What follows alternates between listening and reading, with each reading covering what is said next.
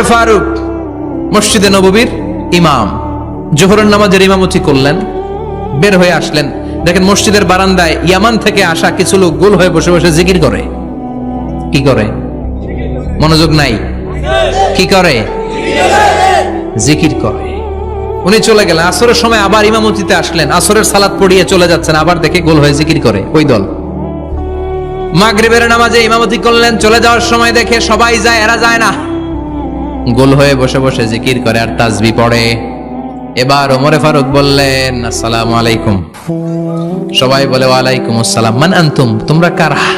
কয় নাহনু আল মুতাওয়াক্কিলুনা আলাল্লাহ, আমরা আল্লাহর উপর তাওয়াক্কুল করছি।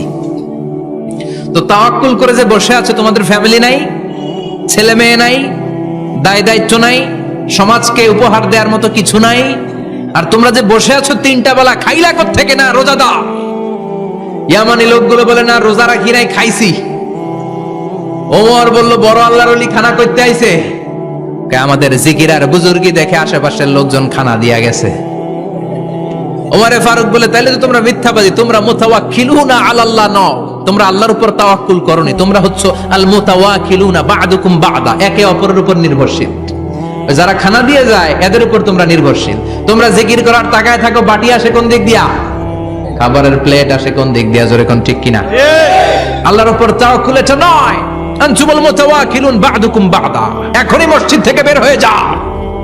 এরপরে কোনদিন নামাজের পর গোল হয়ে বসে থাকতে দেখলে পিটায়া মসজিদ থেকে তাড়াবো।